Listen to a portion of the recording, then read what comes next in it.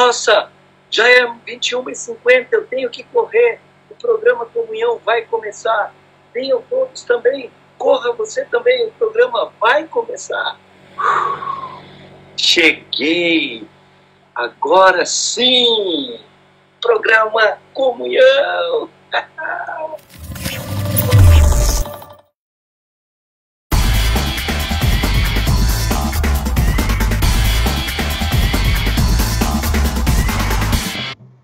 Muito boa noite a todos que estão assistindo conosco aqui o programa Comunhão. Estamos chegando a quase 150 programas no ar. Isso, eu nem fiz as contas ainda, Edinho, Vicente, quanto dá isso em 150 semanas no ar? Eu não contei ainda. Vocês Puxa, sabe que eu não calculei dessa forma. Aliás, calcular não é meu forte também, né? Meu forte é almoçar. Boa noite a todos e todas. O meu forte também não é calcular, é evangelizar. Opa! Pelo menos alguém faz alguma coisa. Vamos passar a bola aí para o João mesmo. Boa noite, que bom estar com vocês mais uma vez. Como a gente falou ontem, hoje o programa está cheio de novidades e de notícias boas. Todo evangelista traz notícias boas, né? Porque as notícias são diretamente de Jesus. E estamos aqui para passar essas notícias para vocês hoje. Edinho no ar. Opa! Sempre são boas notícias estarmos juntos aqui, uma tela de distância. Hoje, mais uma vez, estamos... E hoje você vai ver nosso estudo sobre crescimento espiritual e o assunto nada mais é do que a importância de um evangelista. Então, qual é a importância de um evangelista? Muitas pessoas subestimam essa importância e hoje nós vamos falar um pouco a respeito do que a Bíblia fala sobre o evangelista. É isso aí. E, só para contar, né, nós estamos no programa 148, isso dá praticamente 2 anos e 8 meses no ar. Só para fazer uma continha rápida aqui, né? Não com precisão, mas mais ou menos isso, né? Então, para nós sabermos, então, que estamos rumando para os 3 anos no ar já, fazendo o programa Comunhão. E o programa Comunhão, ele ganha até várias outras formas, né, Vicente? Além do programa que nós estamos aqui na quinta, o que nós temos na próxima quinta? Na próxima quinta, com certeza, teremos um encontro com elas, né? O programa Comunhão Mulher, sempre com novidades, com boas entrevistas, com um entretenimento maravilhoso e principalmente a voz da mulher, da esposa, né? E também logo, logo vão ter jovens, mais jovens também dando seus depoimentos e falando sobre a mulher cristã. Isso é muito importante. O que seria de nós sem elas, né?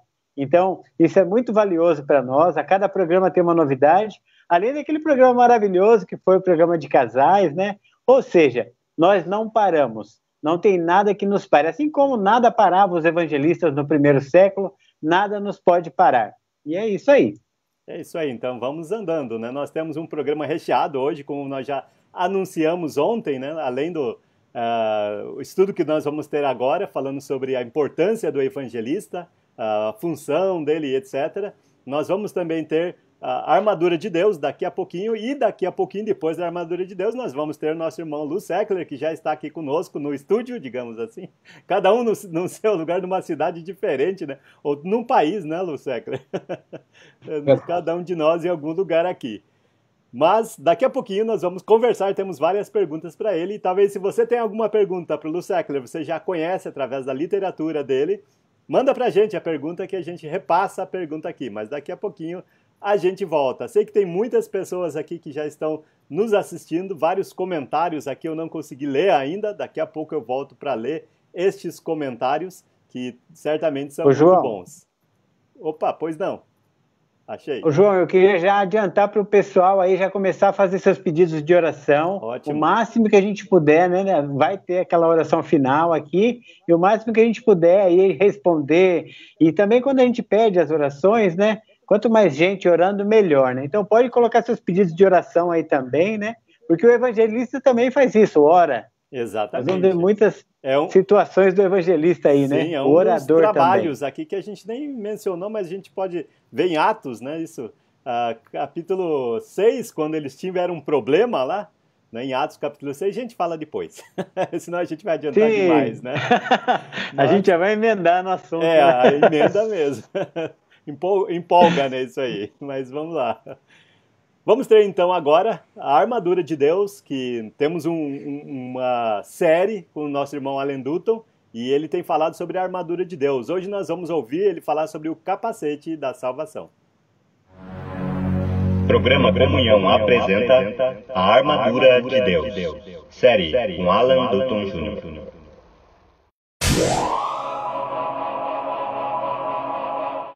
Olá, que bom que você está de volta hoje à noite para continuarmos o nosso estudo sobre a armadura de Deus. Lembre-se, nós estamos em guerra, estamos em uma batalha espiritual. E o nosso Deus quer que você e eu, quer que nós coloquemos uma armadura especial, uma armadura que nos vai proteger nesta batalha. Já falamos sobre o cinto da verdade, já falamos sobre a couraça da justiça, já falamos sobre os sapatos do evangelho da paz e já falamos sobre o escudo da fé. Hoje vamos falar sobre uma outra peça dessa armadura, o capacete da salvação. Abre a sua Bíblia comigo, lá em Efésios capítulo 6, versículo 17. Efésios capítulo 6, versículo 17, diz o seguinte: usem o capacete da salvação e a espada do Espírito, que é a palavra de Deus. Usem o capacete da salvação. O capacete do soldado romano era feito de um material muito duro, de um metal bem resistente, como bronze ou ferro. Dentro do capacete, ele tinha um revestimento de feltro ou de esponja. Colocar o capacete para o soldado romano significava uma coisa somente: a batalha havia começado. O soldado carregava o seu capacete até se encontrar com o inimigo. Somente então o colocava. O capacete da salvação. A salvação nos introduz para essa batalha, para essa guerra espiritual. Para o cristão, o intelecto, a mente é muito importante. Quando Deus controla a nossa mente, Satanás não tem o poder de desviar o cristão. O capacete é este controle da nossa mente por Deus. Não é um controle sem escolha. Nós não somos robôs. Nós fazemos a escolha de sermos controlados por Deus quando colocamos o capacete da salvação. Isto é, quando decidimos entregar nossas vidas a Deus através do batismo. É nesse momento que colocamos o capacete da salvação. Onde quer que o apóstolo Paulo fosse, em suas viagens, ele ensinava os novos convertidos as verdades da palavra de Deus. E este capacete protegia estes novos convertidos das mentiras de Satanás. O cristão que estuda a sua Bíblia hoje não vai ser facilmente enganado por falsas doutrinas. Essas falsas doutrinas são as mentiras que Satanás quer colocar em nossa mente hoje. Satanás quer atacar a mente do cristão como fez com Eva no jardim do Éden. Abre a sua Bíblia comigo na segunda carta de Paulo aos Coríntios. Olha o capítulo 11, versículos de 1 a 3. 2 Coríntios 11, 1 a 3 diz o seguinte: espero que vocês suportem um pouco da minha insensatez. Sim, por favor, sejam pacientes comigo. O zelo que tenho por vocês é um zelo que vem de Deus. Eu os prometi a um único marido, Cristo, querendo representá-los ou apresentá-los a Ele como uma virgem pura. O que receio e quero evitar é que, assim como a serpente enganou Eva, com astúcia, a mente de vocês seja corrompida e se desvie da sua sincera e pura devoção a Cristo. Satanás quer desviar, corromper a mente do cristão das verdades da palavra de Deus. O poder salvador de Deus é a nossa defesa contra o inimigo, contra este poder de desviar nossas mentes. O cristão tem confiança em sua vitória final contra o inimigo. Deus planejou a morte, o sepultamento e a ressurreição de Cristo para nos dar confiança. Esta salvação, que vem desta vitória de Jesus, significa não somente que temos o perdão por nossos pecados passados, mas também significa que temos a força para conquistar e vencer o pecado hoje e nos dias futuros. Nossa salvação não é uma questão de incerteza. Precisamos ter certeza absoluta da nossa salvação. O apóstolo João, na sua primeira carta, no capítulo 5, versículo 13, escreve dizendo: estou escrevendo essas coisas para que vocês tenham a certeza da vida eterna. Quando falhamos em ter confiança em nossa salvação, falhamos em ter confiança na cruz. Um soldado na batalha, sem o seu capacete, não sobrevive muito tempo. Um cristão, sem esperança na salvação, não sobreviverá na batalha. É esta esperança que nos faz lutar e ficar firmes nessa guerra espiritual. Como um salva-vidas jogado ao mar para resgatar uma pessoa que está se afogando, precisa ser segurado, assim é o capacete da salvação. Ele precisa ser colocado. Jesus não veio para ter um exército sem confiança em seu líder, em seu general. Quando colocamos nosso capacete, nós encontramos proteção verdadeira. Você está ouvindo as vozes e as mentiras de Satanás? Ou você está usando o capacete da salvação?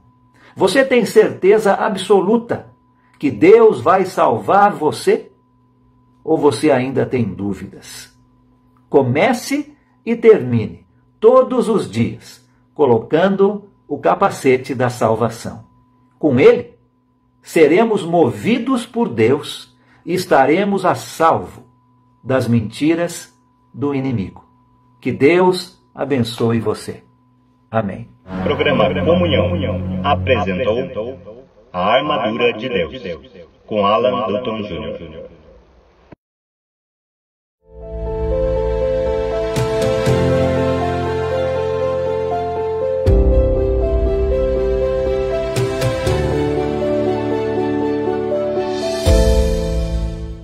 Muito bem, nós acabamos de ouvir então a série Armadura de Deus. Hoje nós ouvimos um pouco mais, né, sobre o capacete da salvação. A cada semana nós ouvimos de uma peça da Armadura de Deus e estamos equipados. Agora falta usar, já conhecemos um pouco cada vez mais e estamos fazendo uma reprise aos domingos também. Se você perdeu essa série, você pode acompanhar agora aos domingos também. Na nossa aula dominical, nosso irmão Alan Dutton vai ser o nosso professor com a Armadura de Deus. Então acompanhem conosco lá. Várias pessoas estão conosco aqui, quero agradecer a presença de vocês. Várias pessoas já escreveram, eu não tive tempo ainda de destacar muitas mensagens. Acho que vocês estão conseguindo ver agora o que eu também vejo, né? As mensagens que eu vejo, não vejo todas as mensagens. Mas muito obrigado a todos vocês.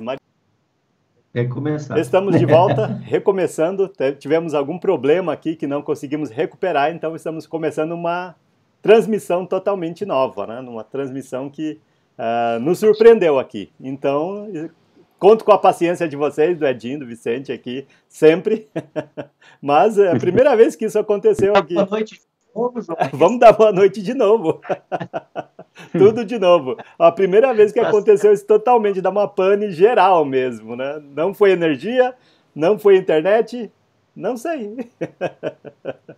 Onde eu estava mesmo? Falamos sobre a armadura Estava de dando Deus. boa noite aos irmãos que estão online e falando dos recados. Verdade. Você Sim. dá alguns recados É agora. verdade, tem uns recados aqui que eu ia dar, mas não sei nem como vai ficar agora, mas vamos voltar aqui e vamos recomeçar do zero, vamos ter que começar tudo do zero aqui. Mas enfim, muito obrigado a todos vocês que nos dão sempre um crédito aqui e voltamos, né, com o programa Comunhão 148 ainda, ponto 1, provavelmente, né? Mas obrigado, Aline Grande, aqui conosco também, a Jaguaciara também, voltamos. Boa noite a todos, Mônica Silva também dizendo boa noite a todos aqui. E vamos então para a nossa aula. Já tivemos então hoje a mensagem, né, do Armadura de Deus e nós vamos agora para a nossa aula. Vamos tentar ir para a nossa aula, né? Então, na nossa aula de hoje, nós vamos falar sobre a importância do evangelista. A importância de um evangelista numa congregação, ele é de suma importância. Muitas vezes ele é até colocado assim de lado, mas ele deve ser bastante valorizado, porque de fato ele tem muita importância. Estou tentando me ajeitar aqui ainda, perdi várias coisas aqui, mas vou chegar lá. Vou chegar lá. Até criei um fundo novo aqui que não estava aqui, está melhor. Aí sim, a importância do evangelista. Muitas vezes muitas congregações não têm evangelista e a gente não dá o valor que ele deveria ter, mas de fato é um dom. Antes de continuar efetivamente, né, a história de um homem que trabalhava na igreja como evangelista e depois de um ano ele foi tirar férias. E alguém falou para ele, olha, evangelista tira férias? O diabo não tira férias. Ele falou, desde quando que o diabo é meu exemplo? Bom, não é, né? O diabo não é nosso exemplo. Nós devemos seguir o exemplo de Deus. E Deus descansou no 7º dia. E a gente também tem que descansar. O evangelista da sua congregação também tem que descansar. Ele merece o descanso, principalmente se faz um bom serviço. Primeiro porque é um dom.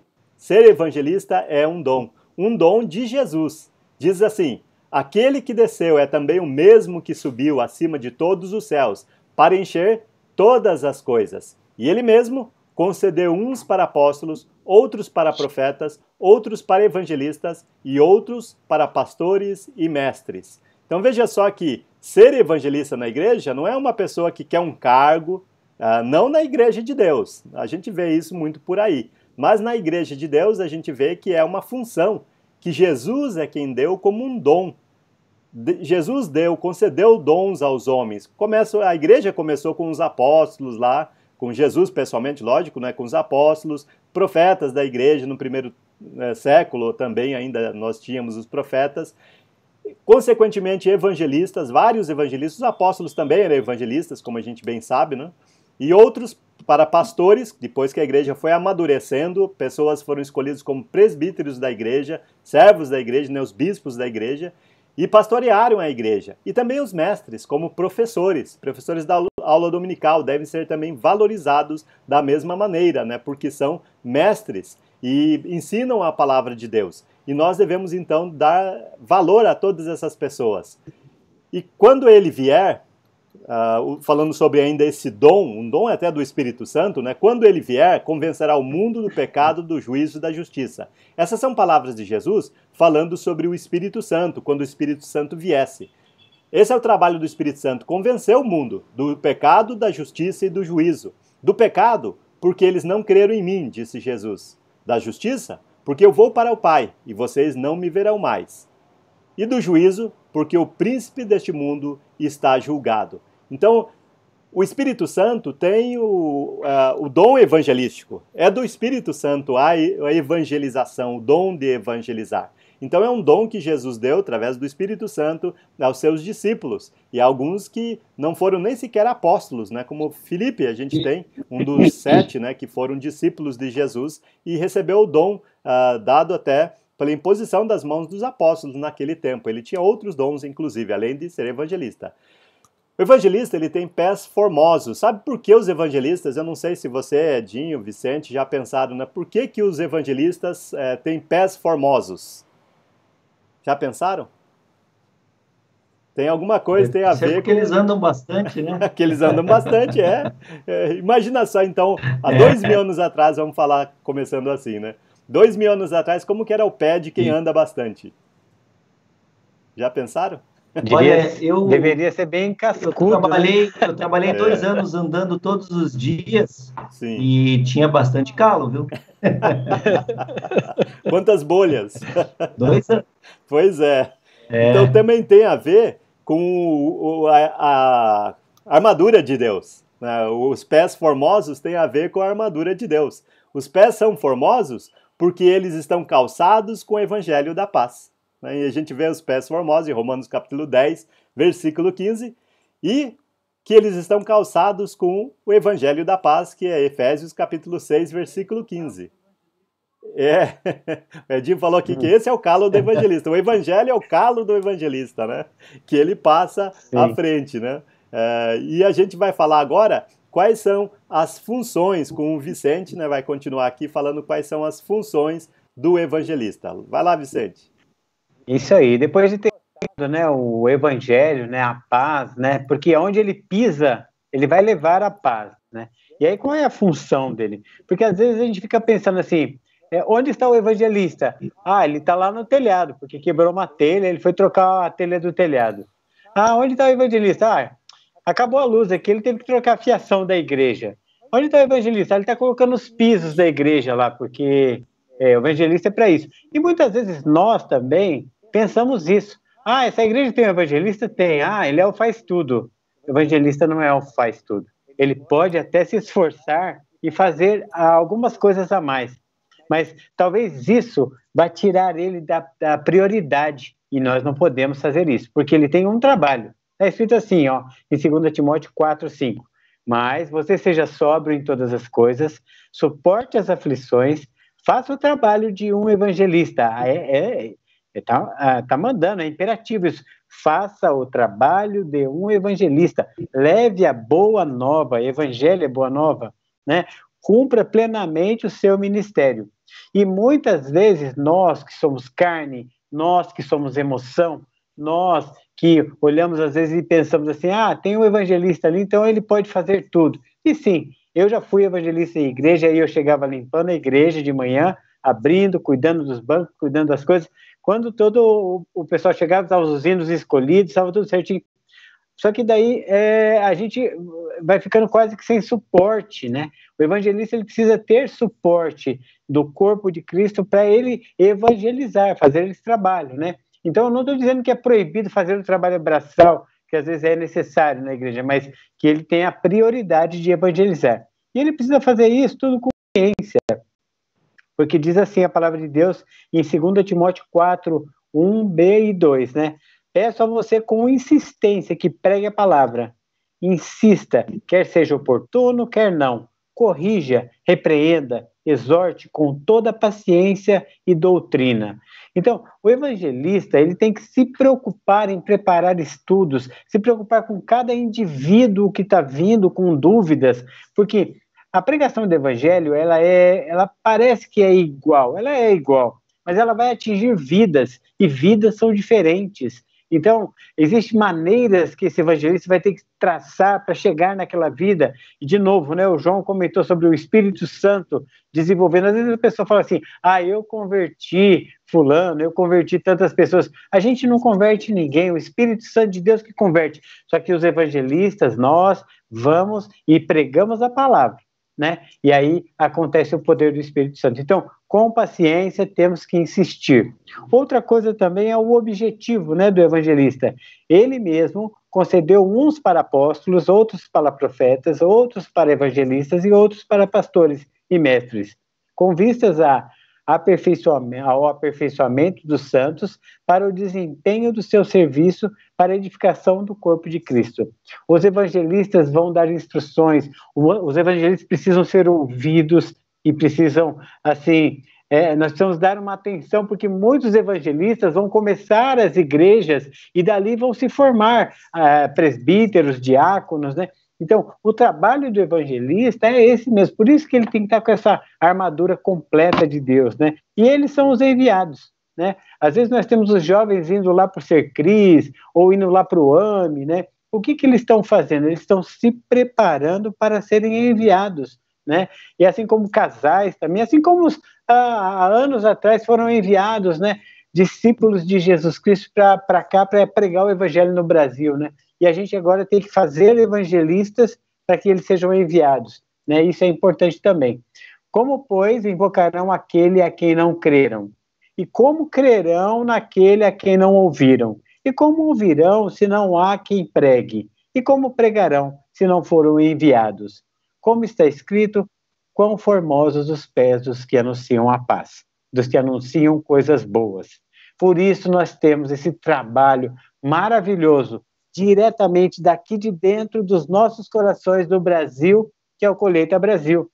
Agora, esse Colheita Brasil nasceu aonde? A gente está seguindo exemplos que foram traçados para nós.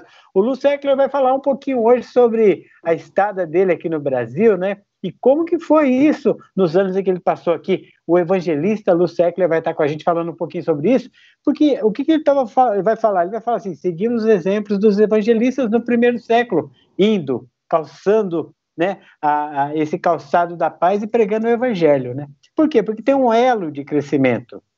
O elo de crescimento daquele que trabalha, né? Trabalha para que a igreja cresça por dentro para fora e os de fora para dentro. Uma igreja sem evangelista ou presbíteros geralmente não cresce. É o porta-voz da palavra de Deus, de uma boa mensagem. Ou seja, muitas vezes as pessoas chegam, né, nas igrejas que a gente está congregando e perguntam, quem é o pastor aqui? Eu quero falar com o pastor, né? Geralmente as pessoas que não conhecem, os visitantes, né? E aí a gente fala assim, o pastor aqui é Jesus, a gente serve a Deus aqui, mas é interessante ter, sim, né, o presbitério, o diaconato, o evangelista, aquele que vai conversar com aquele visitante que vai chegar, né? Tudo isso são ferramentas nas mãos de Deus, porque está na Bíblia, né, que uns foram escolhidos para isso e para aquilo. Os dons, temos que usar os dons, sempre, né? E aí nós temos esse ponto aí que chegamos no digno de sustento, né? Sim, o evangelista tem família, o evangelista tem fome, tem sede, o evangelista precisa estar, ter roupa, ter calçado no pé, né, para ele ir evangelizar, ele precisa conseguir descansar bem para ele no outro dia ele pregar o evangelho. Então, tudo isso faz parte de um sustento humano, né, que é necessário. Por isso o Edinho vai falar um pouquinho para a gente sobre ser digno de sustento. É isso mesmo, Vicente. O evangelista deve ser digno de sustento, e ele é um elo da congregação, ele que vai fazer com que a congregação tenha o crescimento, que as pessoas individualmente tenham crescimento e vão rumando em direção a Cristo. Esse é o papel do evangelista, né? Equipar, preparar a igreja para que não só ele, mas toda a igreja seja um exemplo de Jesus Cristo. Toda ela fale de Jesus, toda ela evangelize. E para isso, eles são dignos do seu sustento. Veja essa passagem de 1 Timóteo 5, 18. Eles devem ser considerados merecedores de pagamento em dobro, os presbíteros que presidem bem, especialmente os que se esforçam na pregação da palavra e no ensino, pois a Escritura declara, não amordace o boi quando ele pisa o trigo. E ainda, o trabalhador é digno do seu salário. Então, veja, essa passagem está falando claramente sobre os presbíteros, mas ela também se aplica para as pessoas que são evangelistas e pregadores, aqueles que estão cuidando da igreja. Por que é importante? Porque eles, de fato, vão fazer com que a igreja tenha uma vida funcional, uma coisa que de fato, a congregação o seu papel e haja dessa forma. Jesus foi sustentado. Isso é um ponto muito importante. Talvez as pessoas sempre pensam, mas Jesus nunca falou de sustento, mas ele foi sustentado. Veja em Lucas capítulo 8, versículos 1 a 3. Aconteceu, depois disso, que Jesus andava de cidade em cidade, de aldeia em aldeia, pregando e anunciando o evangelho do reino de Deus. Iam com ele os 12 discípulos, e também algumas mulheres que haviam sido curadas de espíritos malignos e de enfermidades. Maria, chamada Madalena, da qual saíram 7 demônios, Joana, mulher de Cusa, e procurador de Herodes, Susana e muitas outras, os quais, com seus bens, ajudavam Jesus e seus discípulos. Ou seja, algumas pessoas que estavam seguindo Jesus, com os seus bens, eles ajudavam Jesus e seus discípulos a se sustentarem, a terem alimento, a terem roupas, a terem locomoção, a terem estadia, inclusive. E nem sempre é dinheiro, mas o dinheiro também está incluso nisso, porque é algo que até hoje sempre foi usado e até hoje é necessário para todos. O evangelista, ele tem que pregar para converter, para mudar as pessoas, mudar o coração das pessoas.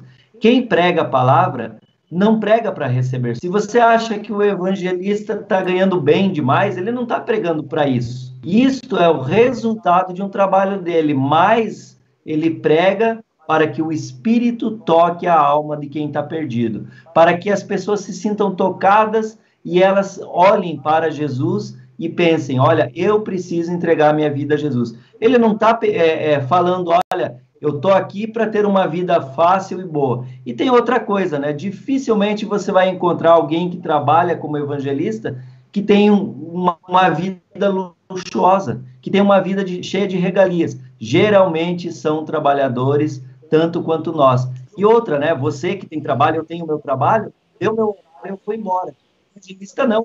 Ele é todo minuto do dia dele.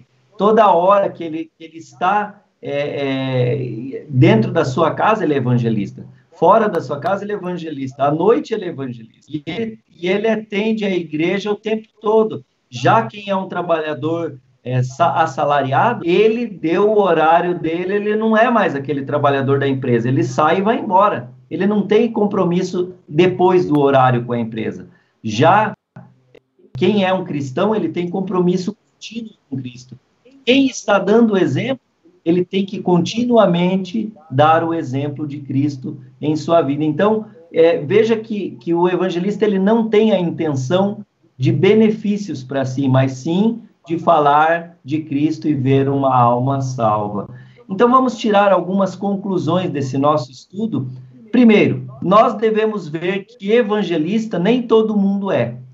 Às vezes, muitos querem, mas nem todos são. Por quê? Porque é um dom, e é um dom dado especificamente por Jesus, um dom do Espírito Santo, não é um cargo nem uma função. Muitos lugares talvez até são, mas para os cristãos é um dom dado por Deus. Muitas vezes Deus está passando. Então, não pense que ser evangelista é simplesmente, não, eu ganhei um cargo de evangelista e está tudo bem. Não, tem que ser o dom. Se não for o dom, não é evangelista de fato. Vamos continuar vendo agora com o João, o restante aqui, até acho que é a parte final. Pode ser. Estou aqui à disposição. As funções do evangelista, né? Então, o evangelista ele tem muitas funções, como nós já vimos até, e aqui nós estamos, na verdade, fazendo um resumo. Tem tantas coisas que a gente até não consegue falar, né? Mas a gente viu que é um trabalho digno, é um trabalho árduo, inclusive. E imagina que aparece um vizinho para você falar, eu quero estudar a Bíblia. Eu sei que muitos irmãos, né, até têm essa disponibilidade e até o dom para ensinar, mas a maioria não tem. O evangelista, ele tem, até o Edinho estava falando que evangelista, ele é evangelista 24 horas, se alguém aparece lá de noite, e aparece. Quantas vezes, né, acho que o Vicente, até o Edinho, que já foi evangelista também, a gente sai, né, para poder ajudar as pessoas até na hora de funerais, não é verdade? Eu já deixei de ir no Enoque, por exemplo, né, por causa de funeral, porque filho de uma irmã morreu, aí não pude, né, e tinha uma prioridade. Mas os problemas e tudo mais, né, o evangelista está lá. Até o Vicente falou das outras funções extras, né, faz tudo, né, e às vezes não consegue fazer o mais importante, porque às vezes a igreja não deixa. Mas até tem uma frase que diz, né, que a gente tem que trabalhar para Deus, né, aliás, trabalhar para a igreja sem esquecer de trabalhar para Deus, é isso. E a gente tem que, às vezes, não dizer não, né, para as pessoas. Então é um trabalho. Sim. E precisamos realmente ter foco nisso, porque é um dos mais importantes trabalhos, é o mais, provavelmente, né, porque leva as pessoas para o céu. O médico, ele pode curar a pessoa, mas ela vai precisar algo mais importante depois, né? Deve ter paciência. Como deve ter paciência? É como um pai de adolescente, porque deve ter muita paciência, né? É o objetivo principal da igreja, evangelizar. A igreja que não evangeliza precisa ser evangelizada. Evangelista muitas vezes tem que evangelizar a igreja, porque a igreja não evangeliza. Então o objetivo principal para a igreja é ele preparar a igreja para desempenho da sua função, se parecer mais com Cristo. A estatura, a medida, a largura de Cristo, a profundidade de Cristo, ele tem que preparar a igreja, falar para a igreja, e às vezes já pensou falar para um adolescente, você não pode isso, você não deve aquilo, é quase a mesma coisa, né? Falar para a igreja, né? E a igreja deve enviar e sustentar.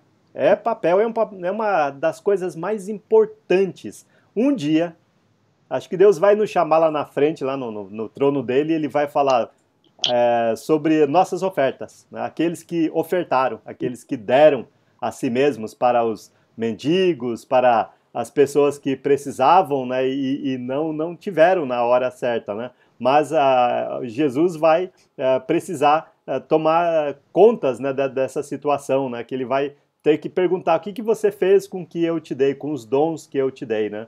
São dons e que nós precisamos, de fato, colocar no trabalho do Senhor, inclusive o nosso dinheiro, né? Então, uma igreja sem evangelista, como a gente viu, não cresce. Jesus foi sustentado, então é um bom exemplo para a gente, não é vergonha nenhuma. E é um trabalho, não pelo sustento, mas pelas almas, pelo bem maior. E o sustento é um direito, como nós bem sabemos, né? Vou passar aqui até para o Vicente. Vicente, você está aqui comigo ainda? Uhum. Tô.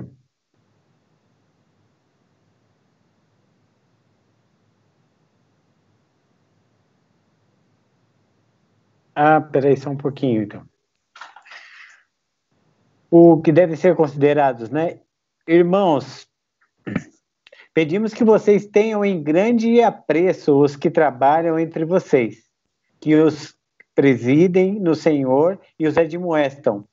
Tenham essas pessoas em máxima consideração, com amor, por causa do trabalho que realizam. Vivam em paz uns com os outros. Está em 1 Tessalonicenses 5, o 12 e o 13. Então, nós temos que considerar esses evangelistas, né? Todos os evangelistas que estão no trabalho, né? E assim como o João falou, às vezes nós vamos até errar, vamos errar muito. E em todos os lugares que estivermos, em qualquer prédio de igreja que estivermos, vão ter erros, mas a gente tem que estar tentando acertar. E como que a gente consegue tentar acertar? Considerando uns aos outros.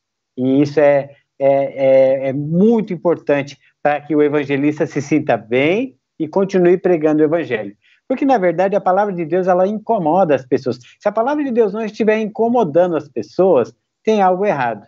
Ela está querendo se parecer muito com o mundo. A palavra de Deus, ela veio para incomodar mesmo o mundo. E os evangelistas têm esse papel prioritário. Por isso que nós temos que considerá-los, né, bastante. E assim, nós, para a parte de novo, que a gente gosta de falar, né, o fim. Mas o fim que acaba. Porque o trabalho do evangelista nunca acaba. Só vai acabar quando ele estiver morto, ou se Jesus voltar. Se ele voltar agora, agora nós vamos só louvar a Deus lá na glória com ele, né? Então, não tem fim. Não tem fim esse programa, não tem fim o trabalho do evangelista, não tem fim o culto. Ele tem os processos, né, de segmentos e de repetições. Uma das leis, inclusive didáticas, né, de um professor, é a repetição, né? Então, a pessoa está estudando para ser professor, ela vai ver assim, ó, existe uma lei que é a repetição vai fazer a pessoa entender. Mas essa lei, ela não é didática de professores agora, né? Ela é didática de Jesus Cristo, que repetia, e repetia, e repetia, e passou para os discípulos, repitam, e repitam, e repitam, e chegou na gente. E agora a gente tem que repetir, e repetir, e repetir. Vamos inculcar. Esse é o trabalho do evangelista. Muito bem, é isso aí. Nós estamos, então, programa Está desligado o microfone, João. Sim, para você está desligado aqui, mas Tá ligado aqui para todo mundo, né? Agora deu. Tá bom. 2 desculpa. microfones. Então, um para falar com o Vicente aqui, e outro com o Edinho também, né? E outro para todo mundo, né? Mas, voltando aqui, nós estamos no programa Comunhão, número 148. Quero agradecer a todos vocês que estão comigo aqui, que voltaram, inclusive, né? Porque tivemos uma pane aqui que nos deixou até envergonhados, né? Até vermelhos de envergonhados, né? Quero agradecer a Noemi, quero agradecer a Patrícia Grécia comigo aqui também, a Aline Geraldo. Opa, Aline o quê? Aline Geraldo, isso mesmo. Boa noite, seja bem-vinda, volte sempre, todas as quintas-feiras, a uma tela de distância aqui, Comunhão, junto conosco. Ana Maria também, muito obrigado por você estar conosco. Nós vamos fazer um pequeno intervalo e daqui a pouquinho a gente volta com o nosso convidado especial de hoje, que daqui a pouquinho nós temos várias perguntas para fazer e você pode mandar suas perguntas também. Já vi até um comentário ali sobre o Lu Seckler. Aguarda aí e vamos voltar com o nosso irmão Lu Seckler daqui a pouquinho.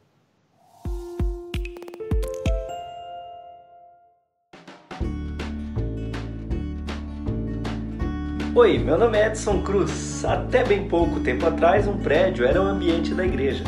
Agora, a igreja está mais perto de você. O culto está no seu celular. Você pode ler a Bíblia no sofá. O culto pode ser pelo computador. Então não deixe de congregar e manter comunhão com os irmãos.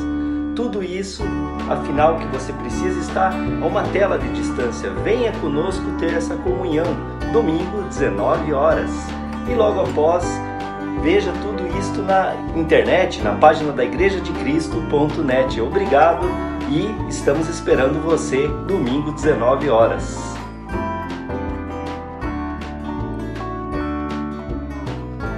Sei que foi para um alto preço, para que contigo eu fosse meu irmão.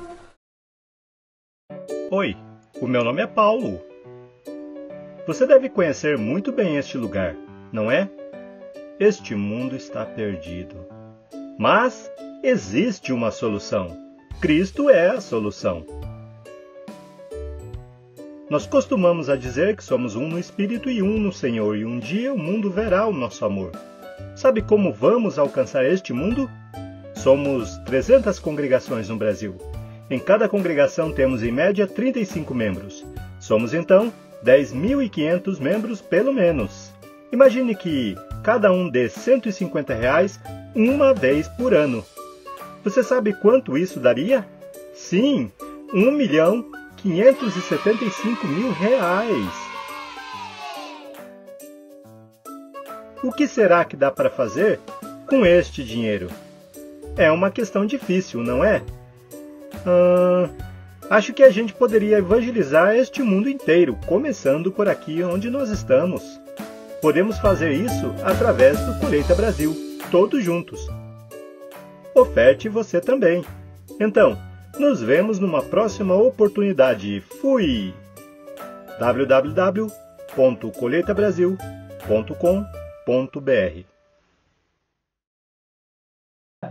Muito bem, estamos de volta. Falamos um pouquinho sobre o Colheita Brasil. Não deixe de ofertar para o Colheita Brasil, é de suma importância. Falamos hoje também sobre o papel do evangelista. E, de fato, nós estamos ligando as coisas, né? Porque o Colheita Brasil tem esse objetivo. Até o Vicente citou o Colheita Brasil, né, Vicente? Porque o Colheita Brasil ele tem o objetivo de calçar os pés do evangelho, né? Para os evangelistas e tornar pés nobres, né? E é isso que a gente vai fazer juntos, já estamos fazendo, através do Colheita Brasil. Antes de passar hoje para o nosso convidado, quero agradecer novamente a vocês todos que estão comigo aqui. Sônia Balbino, obrigado por você estar conosco aqui. Ela está em Areial, lá na Paraíba, e ela também diz não tem evangelista, né? E faz muita falta, de fato faz muita falta. Uma congregação que pode, não tem, está deixando de crescer, porque evangelista ele dá um empurrão, pelo menos, né? Com o evangelho, logicamente, né? Noemir, muito obrigado por você estar conosco. Rosemary também conosco aqui de Santa Rita do Passa Quatro. Muito obrigado pela sua presença aqui. Teca Cruz também conosco aqui. Ana Mendes, sempre conosco. Severino de Souza também. Uma boa noite, meus irmãos. Que a paz seja com todos. A Igreja de Cristo no bairro do Santíssimo, no Rio de Janeiro. Muito bem, muito obrigado pela sua presença e volte sempre. Estamos todas as quintas juntos aqui, a uma tela de distância. Quero apresentar então um pouquinho do nosso irmão Lu Seckler hoje, que é o nosso convidado especial. E de fato, né, ele se tornou muito especial nos últimos anos, o que a gente começou a conhecê-lo mais, mesmo na distância, não é mesmo, Lu Seckler? Muito boa noite, seja bem-vindo. Obrigado, prazer estar com vocês. Então, vamos falar um pouquinho, né, da sua biografia, digamos assim, né, através até de perguntas. Aqui nós selecionamos algumas perguntas, vou começar. A gente vai fazer perguntas alternadas, cada um vai fazer uma das perguntas aqui. E nós pensamos pelo menos, né, que as perguntas são boas. Vamos testar. Aqui no Brasil, que cidade que você é originalmente? Eu nasci em São Paulo. Sim, ótimo. Dia 10 de setembro de 1942. Certo. Foi criado ali em São Paulo até que nós mudamos para o Canadá. Ah, certo. Então você saiu com que idade daqui de São Paulo? 25 anos. 25 anos. Puxa vida. É bem jovem, né? Uma aventura. Tem o Vicente aqui, vai ter uma segunda pergunta, Vicente? Tem sim. Já que estamos falando hoje bastante sobre o evangelista e sobre o evangelismo, né? Como é que foi a sua conversão, Lu? Quando foi a minha conversão? Como foi e quando, né?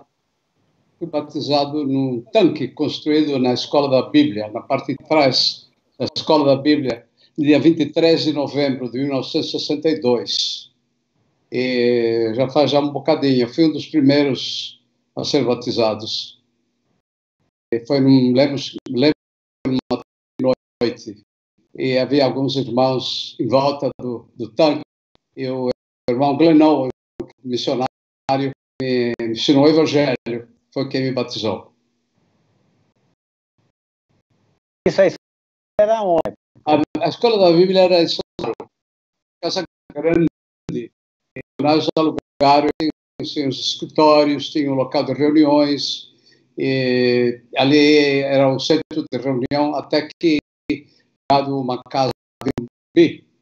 Então, logo depois da minha conversão, foi alugada uma casa na Avenida Morumbi, e ali nós vimos. O Ed tem uma pergunta para você. Eu tenho uma pergunta. Eu gostaria de saber mais, aliás, não só eu, acho que muitos, porque até hoje eu estava conversando com a minha mãe, Lu, até para você saber, ela disse que estava conversando com uma irmã e falou, olha, é um livro sensacional. Daí a outra irmã falou, não, mas acho que você não leu que o livro que eu li. Aí a minha mãe falou, mas qual que é o livro que você leu? Ela, O Aroma de Cristo. Ele, é o mesmo que eu estou lendo, do Lu Seckler. Eu falei, o quê? Então, você tem um excelente trabalho aqui, mas eu queria que você falasse um pouco sobre esse trabalho inicial, né? Você se batizou, né, e começou a trabalhar no Brasil, né? Então, fale um pouco mais sobre esse seu trabalho, os lugares onde você andou. Eu acho que os irmãos têm essa curiosidade. Na realidade, eu fui batizado e vários professores, como foi um dos primeiros, tinha vários professores entre todos os missionários, e foi uma bênção muito grande, porque eles compartilharam todo o ensinamento que eles receberam na universidade aqui nos Estados Unidos, compartilharam comigo, e não somente de maneira formal, mas também quando nós estávamos viajando, estávamos comendo, estávamos conversando, sempre havia ensinamentos de várias maneiras, né? De maneira formal e informal. E vocês estavam falando do evangelista. Poucas igrejas têm o luxo de ter uma pessoa especializada em evangelismo. Numa igreja inicial, todo mundo trabalha. E no trabalho tem a parte evangelística. Não é? O dia que nós saímos para bater nas portas, um dia que nós saímos para nos prepararmos, um dia que nós nos reunimos para orar, enfim, todos fazíamos o que nós podíamos fazer. Ajudávamos a escola pública de férias, e ajudávamos o que nós podíamos, porque eu tinha meu trabalho na cidade. Trabalhava no 28º andar de um prédio lá perto do Anhangabaú. E o horário, as horas que eu tinha livres, né, eu aproveitava para... Tinha um cursinho.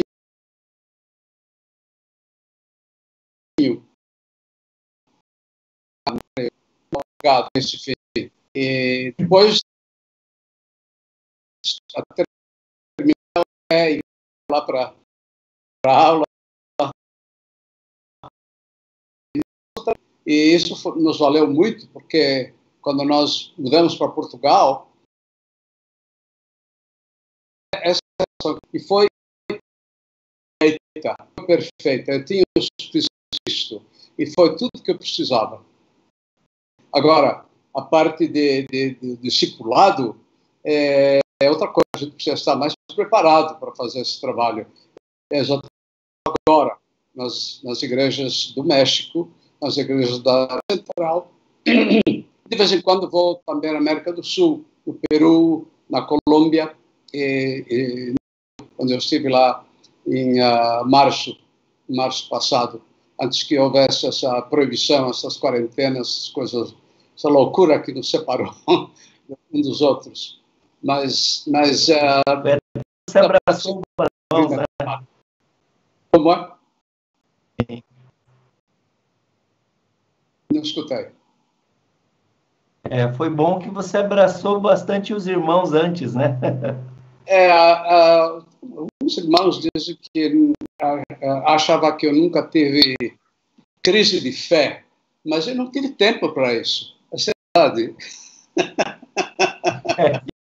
Eu estava ajudando sempre outras pessoas, para mim mesmo, para pensar nas minhas crises, para pensar de uma maneira egoísta, né, de mim mesmo.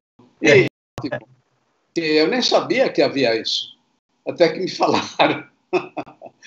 Antigamente, a gente agarrava a cruz e seguia adiante. Não tinha esse de, me sinto fraco na fé. Não.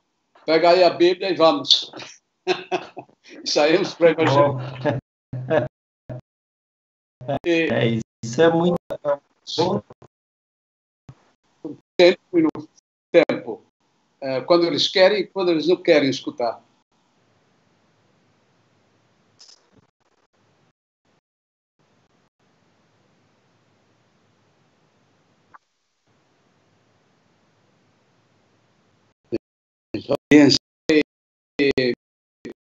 Quando eu falei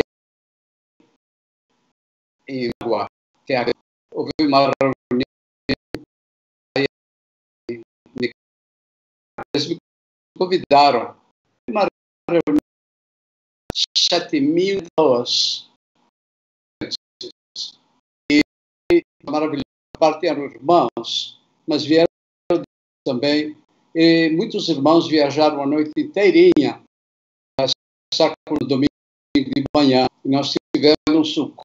E depois eu soube que o Papa visitou Manaus e Dalibó. Então, tinha sido abençoado já, mas foi uma experiência. Na realidade, quantas não 7.000 pessoas. Poxa. 700 pessoas. Foi uma reunião inesquecível. Realmente. Né? Nós estamos com, acho que uma conexão bem lenta aqui. A gente vai fazer um intervalo agora e quem sabe nesse intervalo a gente consegue até melhorar essa conexão. Né? Então vamos lá para o nosso intervalo e logo voltamos.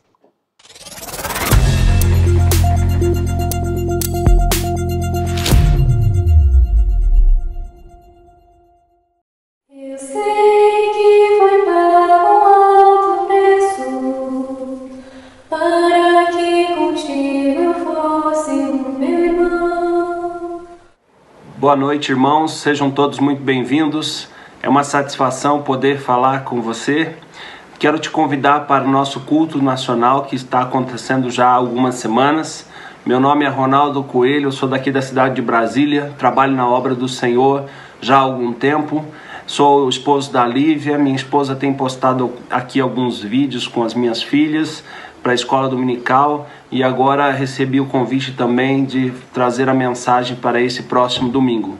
Nesse sentido, então, queria convidá-los a participar, estar conosco, abençoando a sua vida para que tenhamos momentos agradáveis de adoração ao nosso Deus. Você e sua família estão convidados, prepare o seu pão, prepare o seu suco, vamos louvar e engrandecer o nome do Senhor e eu quero trazer uma mensagem edificante para as suas vidas. Que Deus te abençoe, te guarde, te proteja. Até domingo a gente se vê. Eu sei que foi pago um alto preço para que contigo eu fosse um meu irmão.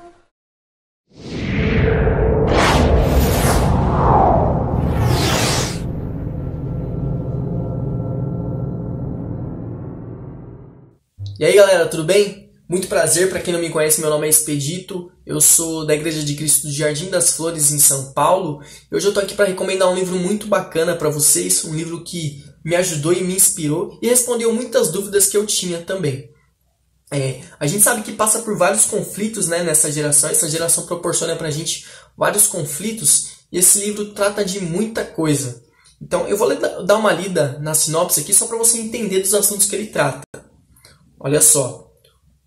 O que está acontecendo com esta geração? Sexo, drogas, amor, pureza, tentações, depressão, sexualidade, paixão, igreja, Deus, masturbação, homossexualidade, santidade, música e muitos outros assuntos, todos juntos e misturados, são expostos e comparados neste livro.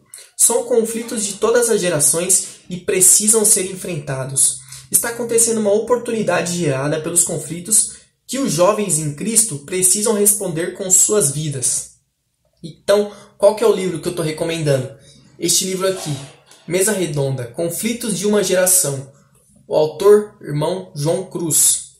Tá? Este livro aqui ele me ajudou muito. Eu recomendo que você, principalmente jovem, leia esta obra porque ela vai te ajudar. Pode ter certeza que ela vai te ajudar, tá bom? Ela vai te dar muitas respostas de muitas dúvidas que eu tenho certeza que você tem, tá bom? Então, grande abraço a todos, leiam este livro que ele é muito bom, beleza? Valeu!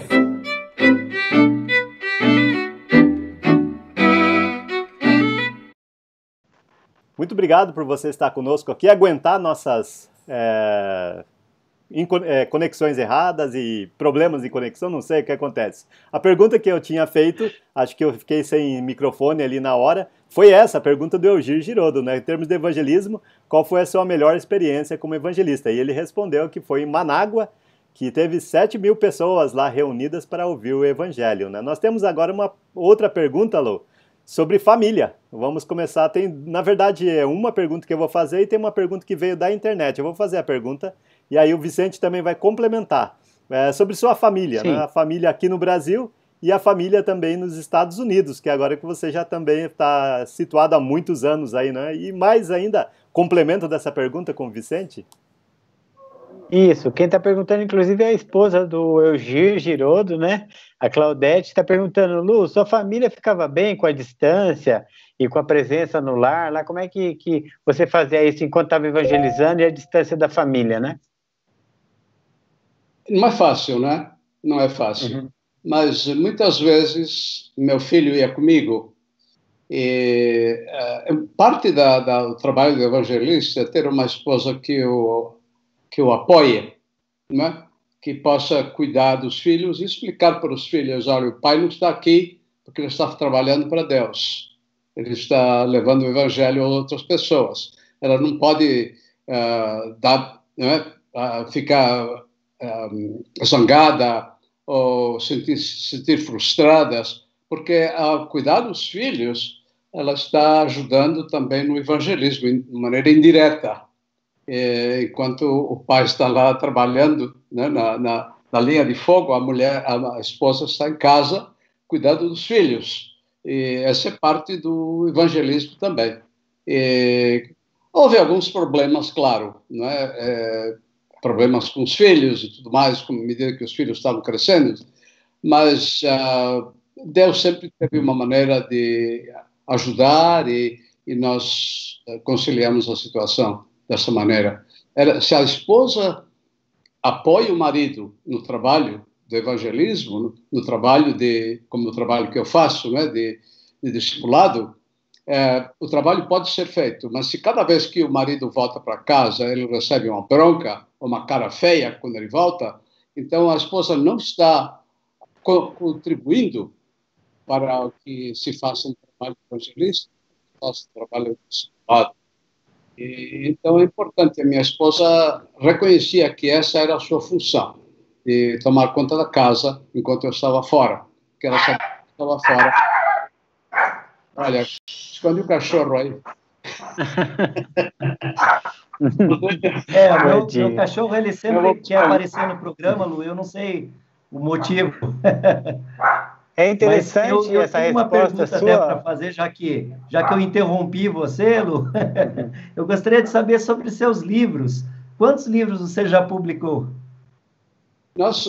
Livros, nós publicamos 10 livros. E o João tem um prontinho para imprimir, que é sobre 1ª e 2ª de Pedro, Uma Esperança Viva. E esses livros são resultado do... pelo menos tem uma capa. É o resultado do meu estudo, que eu não quero levar isso para a sepultura comigo, eu quero compartilhar com os irmãos da mesma maneira que foi compartilhado comigo. E tem sido um prazer para mim essa preparação, porque também me ajuda na minha preparação espiritual, na minha formação espiritual, porque o cristão, uma vez que ele está vivo, uma vez que ele pode ler e pode se mover, a sua preparação nunca termina. A preparação, não é? E a gente, à medida que vai dando aulas, né? Eu faço esse trabalho que eu mencionei para vocês, mas também, quando eu estou aqui, eu vou à prisão, e na prisão eu dou aulas na prisão uma vez por semana. E esses homens com quem eu trabalho, a maior parte deles nunca viram a Bíblia. Então eu tenho que simplificar bem a maneira de explicar. É um trabalho como diria, em parte é pré-evangelismo, outra é de evangelismo e outra é de discipulado, todos no mesmo salão. E a gente tem que ser bem versátil e ser bem sensível às perguntas que eles nos fazem e os comentários que eles nos fazem. Então, eu estou trabalhando a vários níveis, não é? A todo tempo. Portanto, se eu vou numa igreja e no intervalo alguém fala comigo sobre uma coisa bem básica, sobre Jesus como Filho de Deus, ou como batismo para a salvação, para o perdão dos pecados, eu posso conversar com essa pessoa sem nenhum problema, porque eu estou constantemente nos reunindo com pessoas a vários níveis, né? Um pregador tem dificuldade com um membro, e nós tratamos disso também, e a maior parte do trabalho que eu faço com os pregadores é orar com eles e orar por eles, né? Porque os pregadores não têm amizade na igreja, principalmente na América Central, do Norte do México. Eles não têm amigos na igreja, porque a maior parte das pessoas que eles ministram foram eles que batizaram. Então, eles veem o pregador como professor, eles veem o pregador como instrutor. É muito difícil para o pregador ir a um aluno, que foi aluno seu, não é? E pedir ajuda, pedir conselho, pedir a fortaleza. Tem em mim um amigo, porque eu nunca vou como patrão, eu vou como amigo. Eu nunca vou para procurar defeitos e trazer o resultado aqui para os Estados Unidos. Jamais. Eu quero que eles me confiem e que se eles quiserem abrir seu coração para mim, podem fazer. E eu estou pronto. Não é? E aquilo fica só entre nós. Agora, quando não é uma situação séria, não é questão de algo muito urgente, que eu não tenho a capacidade, eu não tenho esse poder para resolver sozinho. Então eu vou a irmãos que conheço aqui nos Estados Unidos, irmãos que são parte da igreja que mantém esse pregador, se ele é mantido. E vamos falar sobre o problema e ver se entre nós e Deus podemos chegar a uma conclusão.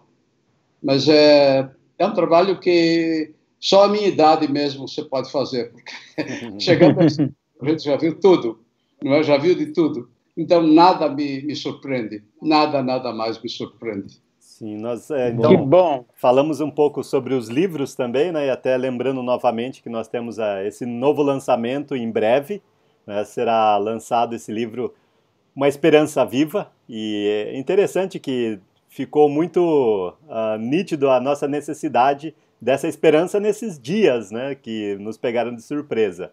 Então a Esperança Viva em breve estará nas mãos das pessoas. As pessoas têm recebido esse livro de graça, a maioria das vezes, né?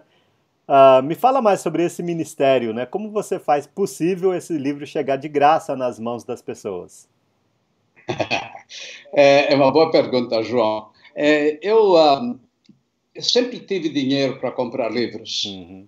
Se você vê aqui no meu escritório, eu estou cercado de livros. Você vê na minha casa, tenho livros por toda parte. Desde criança, meu avô trabalhava na editora o José Olímpio, em São Paulo, e sempre me trazia livros. Desde pequeno eu comecei a ler os autores.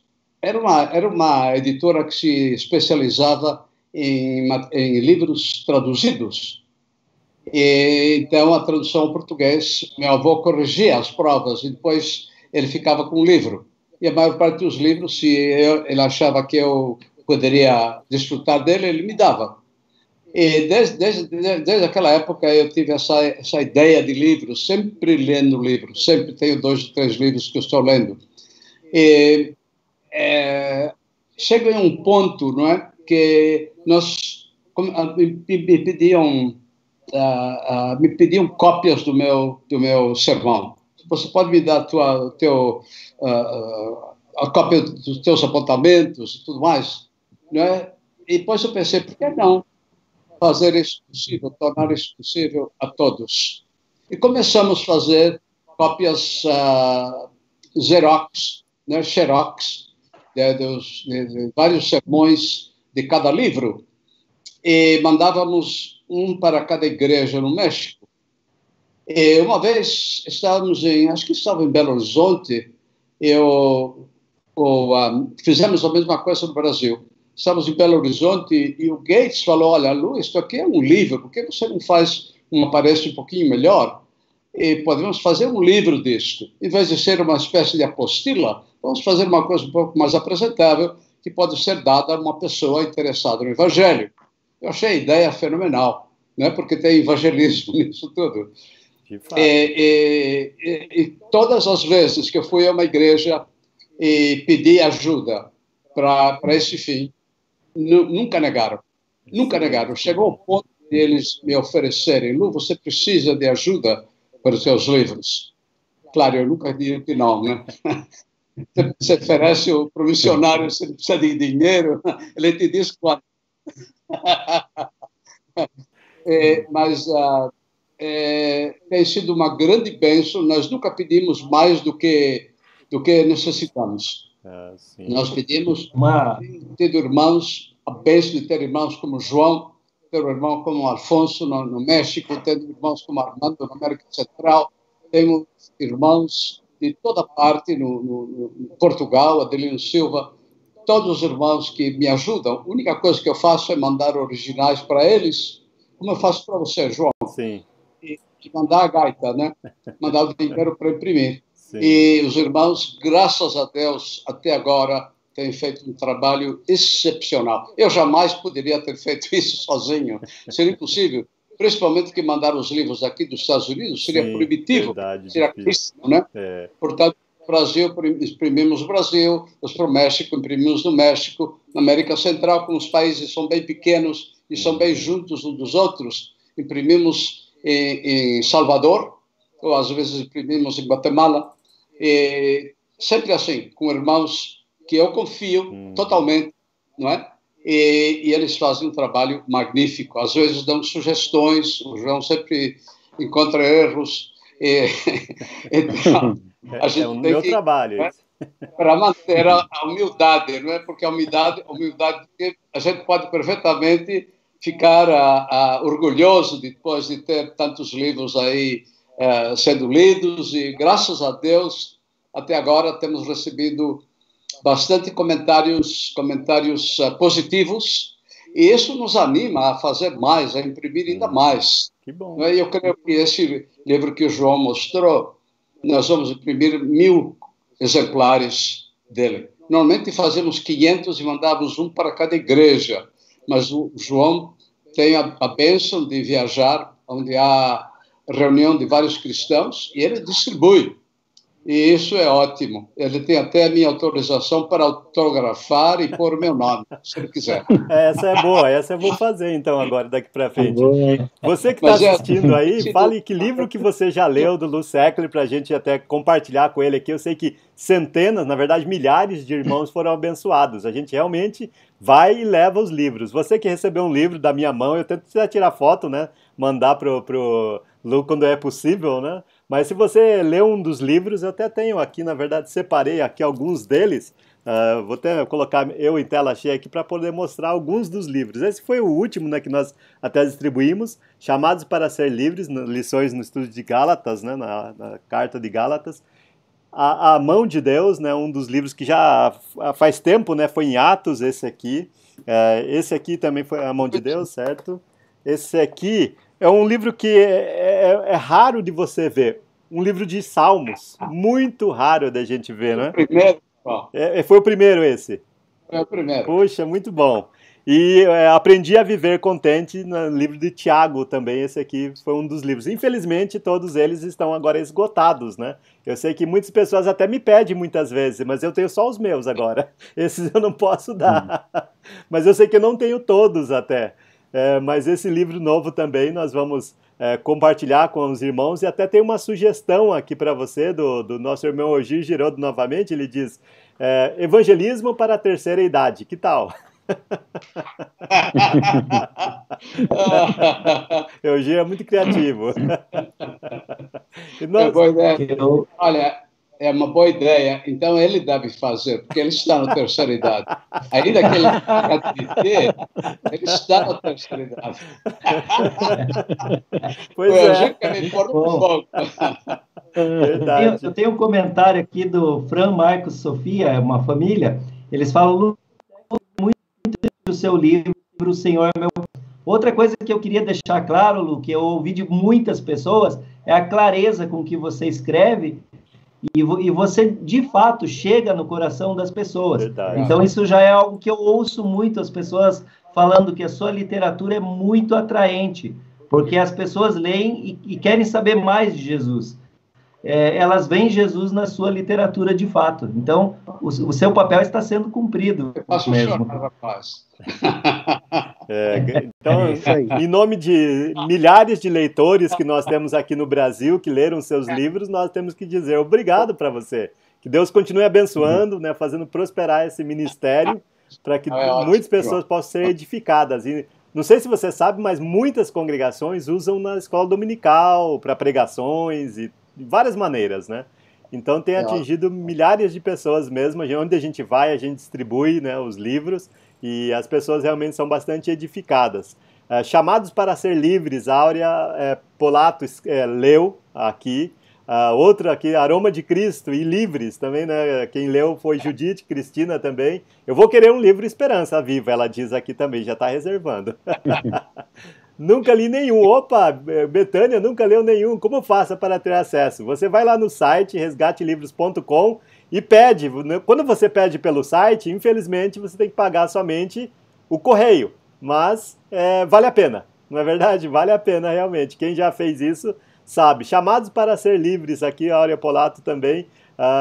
Aroma de Cristo. Opa, estou repetindo aqui. Uma Esperança Viva aqui. Mônica Junqueira, outra também falando, Claudete Girodo, seu trabalho é transparente, chega aos nossos corações com muito carinho especial. Obrigado, Lou Secler. Claudete Girodo aqui fazendo um comentário. Muito bem, vamos fazer um pequeno intervalo. A nossa conexão realmente melhorou depois do intervalo, né? Então vamos fazer mais um. E voltamos daqui a pouquinho, continuando algumas perguntas mais com o nosso irmão Lu Seckler. Fica ligado com a gente aqui. Bom, Noemir Vieira também sempre conosco aqui. Luiz Fernando Alves, Edson Alves. Obrigado, não sei se são parentes, assim como vários Cruz que aparecem por aqui.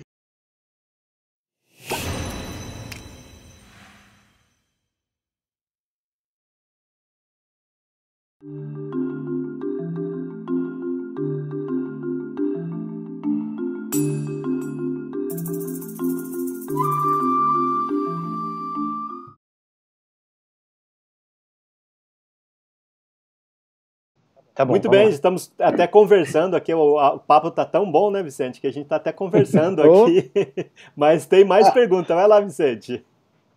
Tem sim, eu estava até comentando aqui com os irmãos, né, e com o Lu ouvindo aqui, né, que nós estamos aqui participando da multiforme graça de Deus através da vida desse irmão, porque olha quanta coisa foi dita, né, ele falou sobre o início, sobre a família, sobre o respeito da esposa e dele, né, para com o evangelismo, né? Que maravilha que é isso, porque às vezes a gente vê até no programa das mulheres, né? As mulheres apoiando seus maridos e tudo, né? E ele está falando aqui, né? Não deixou passar batido isso, graças a Deus, né?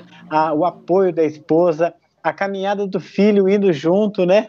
Com o pai pregar o evangelho, ou seja, é tudo maravilhoso. E aí chegou um momento em que ele precisava distribuir isso para mais e mais pessoas, e Deus abençoou com todos esses livros aí, e vai continuar. Como ele disse, ele não chegou na terceira idade ainda não. Acho que estou na quarta. Mas agora, Lu, nesse momento aqui que estamos passando, quais as suas palavras para acalmar os corações das pessoas? Eu sei que as suas palavras nos seus livros já trazem essa calma. Suas palavras são transparentes nos livros, né? Mas aproveitando a sua presença aqui, né, maravilhosa, fala um pouquinho para acalmar o coração das pessoas aí, nesse momento que estamos passando, o mundo inteiro, né? Eu estou pensando nas palavras de Jesus, quando ele disse, não se turbe o vosso coração. Não se turbe o vosso coração. Nós podemos podemos permitir que o nosso coração seja turbado. Eu, quando fui no Brasil, não a última vez, a penúltima vez que fui no Brasil, eu fui uma classe superior, não fui a classe uma classe superior. Tem umas milhas extras e tudo mais, é um tratamento melhor e tudo mais. Mas a turbulência, quando veio, afetou a todos. Não importava se você estava na primeira classe, turismo, ou business class, na classe que eu estava, né? Então eu pensei, na realidade, a turbulência afeta todas as pessoas. A todas as pessoas. Não se turbe, você crê em Deus, crê também em mim, não é? E nós temos que, nessa situação, para mim, eu acho que é uma prova, é uma provação para ver se a minha fé é forte ou a minha fé é fraca. E é uma boa oportunidade de fazer uma introspecção e ver como eu estou. Esse deve ser as provas são um barômetro para medir se eu estou, não é, quente ou frio. Se eu estou quente ou frio. E se estou frio, tenho que esquentar. E só eu posso fazer isso, não é? E por isso eu eu peço encarecidamente que vocês comecem a ler a palavra de Deus. Comecem em Mateus, Marcos, Lucas, João. Leiam cada dia um livro do Novo Testamento. Essa é a minha receita. Cada dia um livro do Novo Testamento e um salmo. Um livro do Novo Testamento e um salmo. Outra vez um livro do Novo Testamento, outro salmo. O livro, e vamos assim, porque os salmos era a Bíblia que Jesus lia. Então nós não podemos ignorar, não é?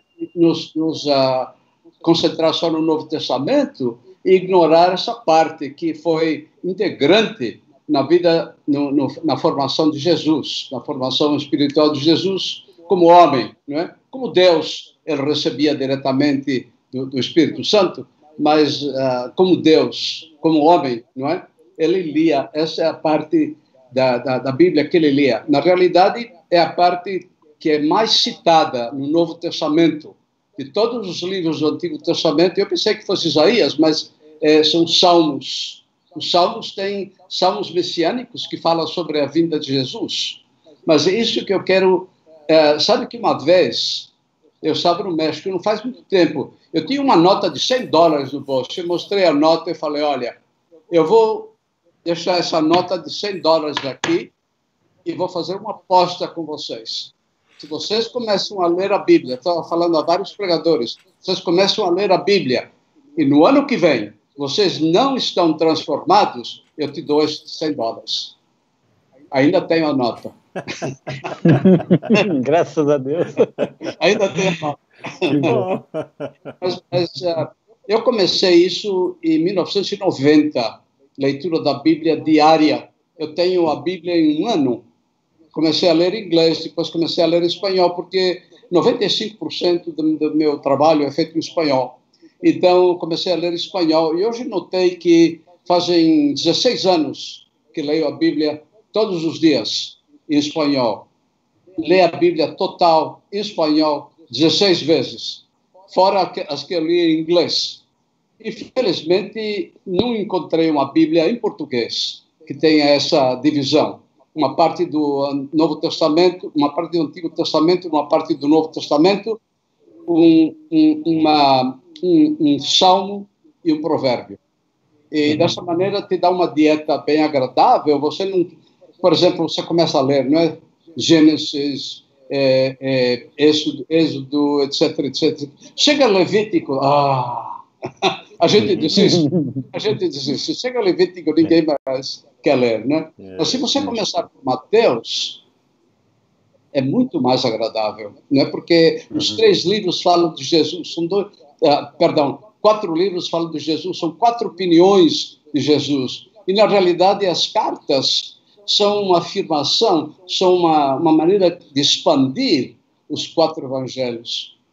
Por isso que a gente quer estudar as cartas também, né? Porque era uma maneira dos apóstolos, os escritores do Antigo Testamento, explicar mais sobre Jesus. Isso porque não é, todos eles tiveram seu convívio com Jesus.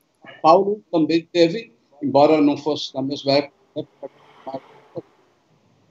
coisas, não é? Como diz o João, muitas coisas que, se forem escritas, não haveria livro suficientemente grande para contê-las. Então, essas coisas todas que Jesus falou, o apóstolo Paulo fala em suas cartas, Pedro fala em suas cartas, Tiago fala em suas cartas, principalmente Tiago, que, segundo nós sabemos, era irmão de Jesus. Ele teve aquele convívio ainda maior que os que só tiveram 3 anos com ele, não é? Portanto, a Bíblia é nossa fonte, é nossa fortaleza, não é a mídia, não é a mídia. Para mim, eu tenho boicotado a mídia. Não sei se essa palavra existe. Sim, e a gente está tentando fazer o mesmo e dizendo para as pessoas fazerem isso. Se liga nas coisas boas. News, notícias falsas. É uma realidade. Tudo é falso. Tudo é falso. A Bíblia é verdadeira. É verdade. Isso Tudo muda. A Bíblia continua igual. Tem até uma... E é interessante que a gente faz uma pergunta para você e a gente poderia ficar ouvindo essa resposta aí a noite inteira, porque a sua resposta é com a palavra na mão, né? E, então, é uma delícia, porque medite na palavra e pronto. E você consegue trazer isso para a gente com uma maravilhosa assim, paz, tranquilidade. Tudo aquilo que a gente deu de ensinamento no começo do nosso estudo hoje aqui, do nosso programa, né, a uma tela de distância, você está falando agora de prática daquilo, né? Então é uma delícia. Sim. A gente faz uma pergunta que a gente queria ficar ouvindo a noite inteira. Pergunta, o Elgir aqui, ele estava até perguntando, né, além de Manágua, se teve alguma outra cidade que você foi evangelizando e permaneceu por meses por causa dos resultados do trabalho. Mas então vamos falar sobre Portugal. Você foi missionário em Portugal e plantou uma congregação lá, não é? Fomos Portugal. Nós tínhamos que sair dos Estados Unidos, porque tínhamos problemas com o nosso visa. visado. Visto. Como se diz? Visto consular. Tivemos problemas que viemos para cá com um visto de trabalho de 1 ano e não pudemos renovar. Então tivemos que sair do país por 2 anos. E aproveitamos e fomos para Portugal. E fomos para o Porto. Eu tinha um programa de rádio que nós fazíamos lá no Porto, mandava as fitas para o Porto, e uma emissora tocava essas fitas, e chegou ao ponto de nós termos vários contatos lá, e precisamos fazer esses contatos, e foi aí que os presbíteros da igreja daqui sugeriram, né, Portugal. Foi ótimo, que não tivemos que aprender a língua, não tivemos que aprender os costumes, não tivemos que aprender. A única coisa, aprendemos a tomar vinho, porque aqui nos Estados Unidos toma vinho, no Brasil não toma vinho, em Portugal é quase uma religião. Exato. E no princípio eu me abstive, depois as pessoas não cristãs estavam se ofendendo, que eu não tomava um copinho do vinho que eles mesmos tinham feito. Interessante. Estou blasfemando aí para vocês, mas na realidade foram 2 anos muito agradáveis, e durante esses 2 anos eu tinha um irmão comigo, irmão Adelino Silva. Todo o tempo ele estava comigo, todo o tempo livre, porque ele trabalhava. Nós viajávamos procurando os contatos de rádio, e nisso no carro nós conversávamos, e nisso a gente ia compartilhando com ele, não é? O que Deus tinha nos dado. Assim, quando eu saí de lá, ele ficou o líder da obra de lá. Nós o conhecemos até. E tem um comentário aqui, não sei até se você sabe, deve saber, né, que você pregou o evangelho no rádio em Manaus, antes que a equipe chegasse em 1981, e plantou a igreja. Daniel Morgan aqui dando graças a Deus. É verdade.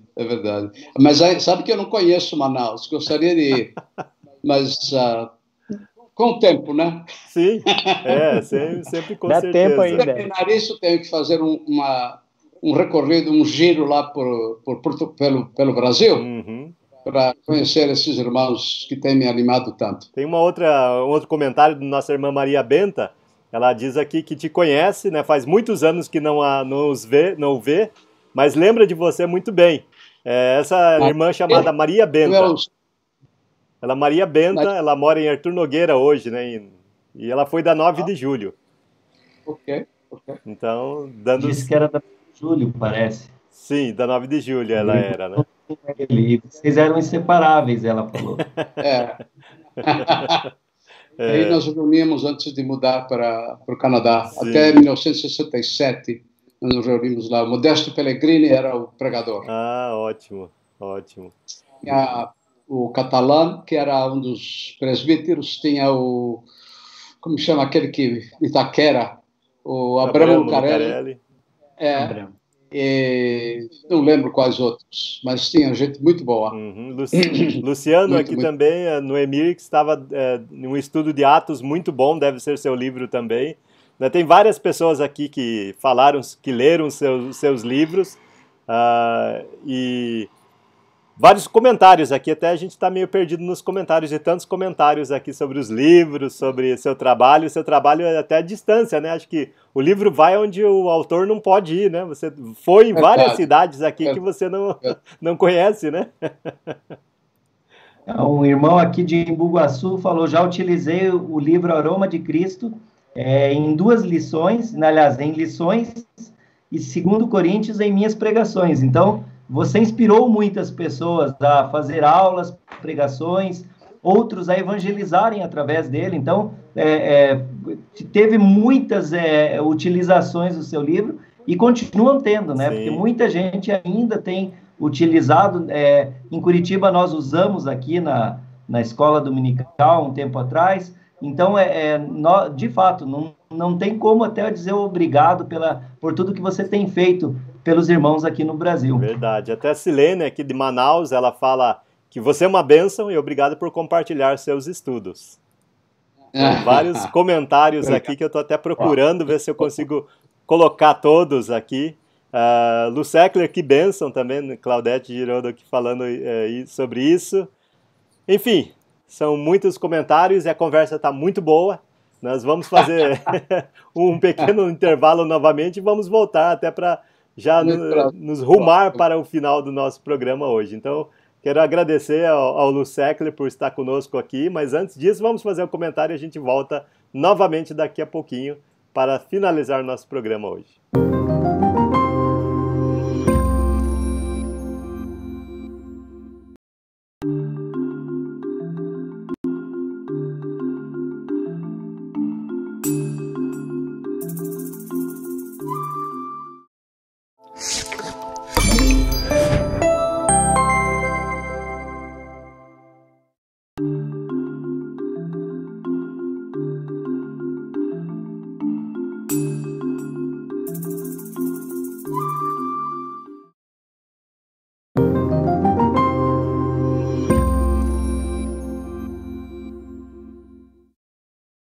Estamos de volta, graças a Deus, nós temos um bom programa hoje, número 148, nosso programa de hoje. Falamos sobre o evangelista e depois veio o nosso irmão Lu Seckler falando sobre o trabalho dele, o trabalho de evangelista também, né, Lu Seckler? Você fez um trabalho excelente e está fazendo ainda, na verdade, né, na América Latina, na América Central, América do Sul, no México principalmente, que você vai, acho que é o México, né, que você vai, sempre acho que eu vejo fotos e tudo mais. Você bastante no México, né? E fala um pouquinho, assim, como que é a igreja no México? A igreja do México é uma história muito interessante, porque México não permitia a entrada de missionários. Uhum. Então, o que aconteceu foi que um dos irmãos mexicanos veio para os Estados Unidos fugindo da Revolução, procurando trabalho, e ele foi convertido, porque o patrão dele era cristão. Ele foi convertido e depois eles ajudaram que ele fosse na escola e depois ele voltou da escola. Ele era para ser pregador daquele local e ele pediu desculpas porque no país dele não tinha igreja de Cristo. Então ele voltou para lá, o irmão Pedro Rivas, se chama Pedro Rivas, faleceu. Uhum. Ele voltou para o México e se estabeleceu na parte central norte do país, que era um lugar que estava se desenvolvendo, um lugar praticamente novo. E ali começou a igreja e ele trabalhava como editor de um jornal chamado El Sol de México, o Sol do México. E nos domingos ele pregava. E no tempo livre, nos sábados, ele ia procurando pessoas, ia pelos todos os bairros e todas as cidades ao redor dali, ia procurando jovens que queriam estudar a Bíblia. E ele trazia aqueles jovens para casa. E ele mantinha eles, não é, dando bastante feijão e tortilhas. Eles comem umas tortilhas que são feitas de farinha e bastante Bíblia. E dessa maneira ele começou uma escola. A igreja começou no ano de 1932, 33, não tenho certeza. E a escola começou em 1952. E a escola funcionou até 2015, até o ano 2015. Depois terminou. Mas essa escola preparou vários pregadores. E ao ter pregadores, conseguíamos ajuda dos Estados Unidos para pagar esses pregadores, e eles, com seus conhecimentos limitados, eles iam e pregavam para uma igrejinha, depois compravam um terreno, construíam seu prédio, tudo de maneira bem pequena, muito modesta, uma visão muito cerrada, não muito ampla, não é? A bênção que o Brasil teve foi a visão dos missionários. Os missionários foram com uma visão enorme. Vamos ter um prédio como o 9 de Julho, vamos fazer um prédio como o prédio lá de Curitiba, onde eu estive para a inauguração, e vamos, não é, como o prédio da Central em Belo Horizonte, vamos fazer algo amplo, porque nós estamos vendo esse trabalho daqui uns 30 anos, como vai crescer. Sim. Mas no México, não, a visão era por agora. Vamos fazer um local agora, só para agora. Uhum. Então, estava assim quando eu cheguei. depois nós começamos com um programa de rádio, depois começamos com um programa de televisão, e começamos a receber cartas, telefonemas de todo o país. E com isso, nós começamos a fazer campanhas em locais neutros, locais assim como o salão de baile de um hotel X, no centro da cidade, Guadalajara, por exemplo, não é? E assim nós reunimos 600, 700 pessoas, e a maior parte era de fora. E dessas pessoas, várias foram apresentadas aos pregadores, e esses pregadores deram continuidade no trabalho, não é? E várias congregações foram formadas. Através do nosso trabalho, foram formadas 18 congregações, e essas congregações formaram outras congregações. E agora as coisas são diferentes no México. Pode-se ter prédios grandes, pode-se ter o que a gente quiser. E nós vivemos atrás deles, não é?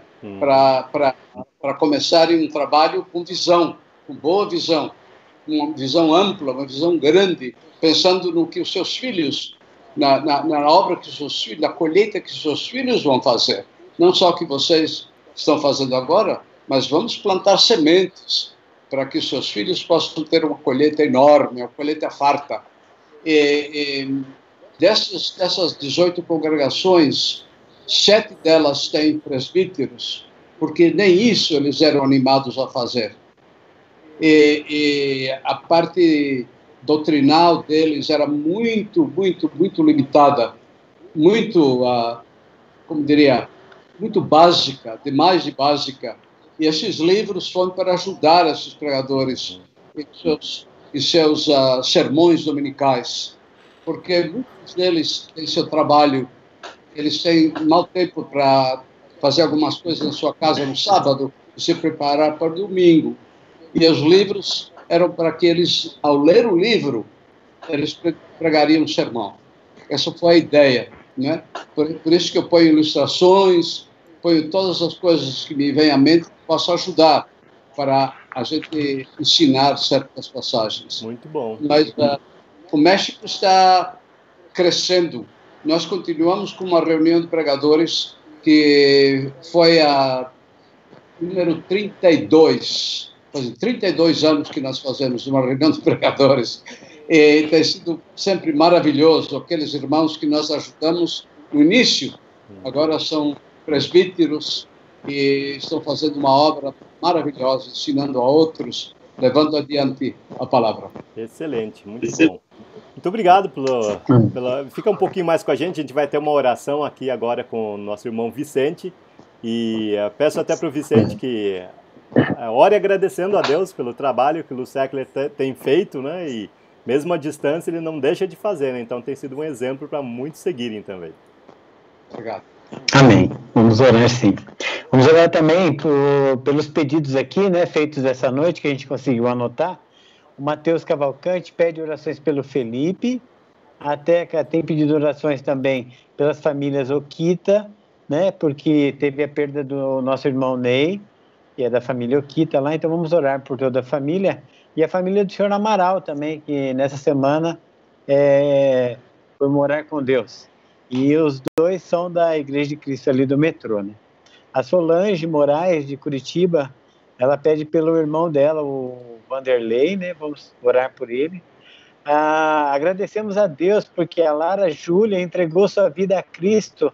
Então, que Deus abençoe muito. Quem está deixando esse pedido aqui, agradecimento, é a avó Cida Cis, né? Ela agradece bastante porque está com a netinha agora, que aceitou Jesus, né? E é uma evangelista, né?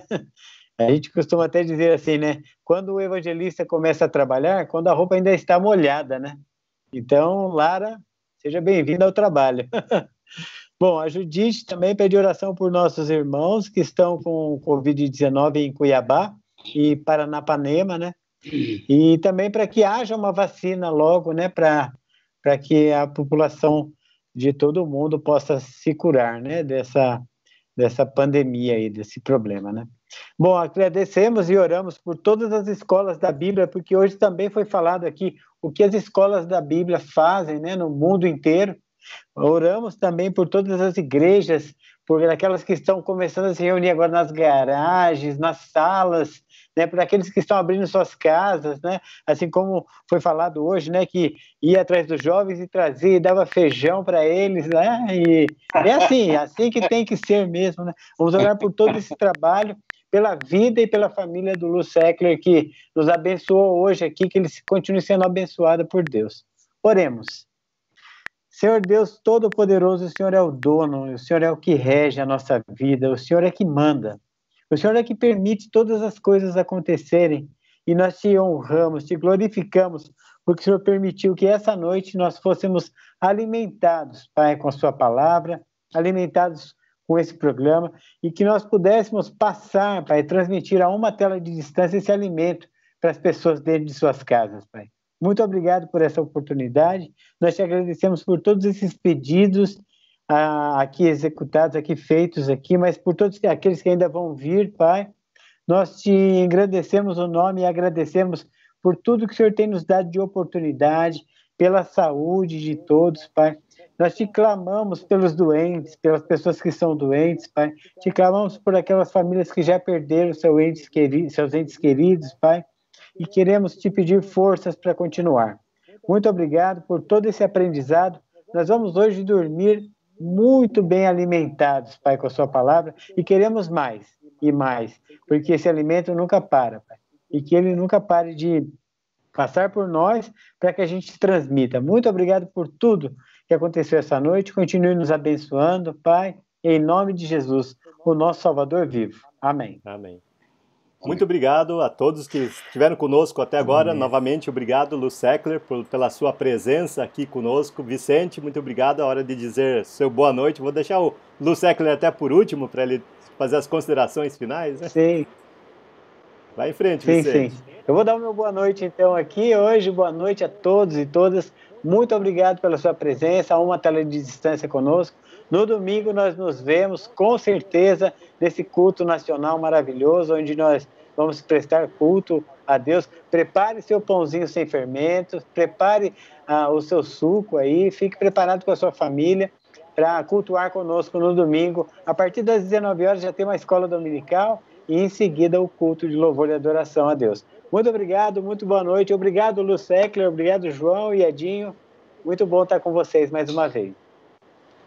Eu também gostaria de agradecer a todos os irmãos que estão em comunhão conosco. Agradecer, claro, o Lu Seckler, o João, o Vicente por estarem aqui. O Lu Seckler hoje enriqueceu muito o nosso programa, porque ele nos contou a prática da nossa aula sobre o evangelismo, ele mostrou a sua vida dedicada a Cristo. Então, isso é um exemplo para todos nós, que nós devemos levar para as nossas vidas, para as nossas famílias, para as pessoas próximas de nós. Já lembrando todos os irmãos, próximo domingo, 19 horas, estaremos juntos cultuando a Deus. E cultue, participe das atividades na sua congregação, mesmo que online, durante a semana, todas as coisas que a igreja tem feito, participe, né? Participe, porque tudo isto vai fazer com que você cresça mais e mais espiritualmente. Queremos agradecer a todos vocês que estão compartilhando desta comunhão, mas principalmente do amor de Cristo que repousa em todos os nossos corações. Muito obrigado, uma boa semana a todos e fiquem todos com Deus. Muito obrigado, Edinho, Vicente, também a Lu Seckler aqui conosco. Muito obrigado, Lu, pela sua presença ilustre aqui. Nós o conhecemos, a maioria também de nós aqui, né? O conhecemos de tão distante, né? Por ler suas palavras que combinam muito com o que a Bíblia está dizendo, e a gente tem realmente que dizer que Deus te abençoe, que Deus te guarde, te ilumine, te faça prosperar em todas as coisas, né? Infelizmente, acho que ele caiu aqui a ligação dele, né? Mas acho que se ele estiver ouvindo ainda a nossa ligação aqui, que ele possa ser abençoado, né? Acho que caiu o vídeo, mas está sem vídeo aqui do Lu Seckler, mas ele está conosco aqui ainda, vai voltar. Opa, voltou e aí, está voltando. Muito obrigado, Lu. Agradeço a você. Então, suas últimas palavras aqui para todos nós e todos os nossos telespectadores aqui. Foi um prazer muito grande compartilhar as coisas com vocês, a vida, que realmente é o que nós fazemos, compartilhar a vida. Na igreja, os testemunhos não são muito bem-vindos, mas nós temos que compartilhar a vida. Se nós não compartilhamos a vida, se Deus nos transformou, como nós podemos convencer as outras pessoas que Ele pode transformá-las? Assim que não tenham medo de compartilhar a sua vida, porque ninguém vai ter uma vida igual à sua. A sua vida é sui generis, como é a minha, e Deus nos escolheu por algum motivo, não é? E sempre vamos ser originais quando falamos da nossa vida e vamos compartilhar. Porque se Ele nos transformou, Ele pode transformar qualquer outra pessoa, não há dúvida. Deus abençoe a todos e continuem esse ótimo trabalho. Amém. Deus abençoe a todos. Muito obrigado. Até próximo domingo, né? Nós estamos transmitindo o culto todos os domingos nesse mesmo canal e temos feito, como alguém já disse recentemente, a maior igreja de Cristo atualmente, né? Online, mas é o que Deus nos permitiu fazer atualmente, né? Então, prepare-se. E domingo nós nos encontramos às 19 horas. Deus abençoe a todos. Boa noite, Vicente. Boa noite, Edinho. E boa noite, Lucéco. Deus abençoe a todos.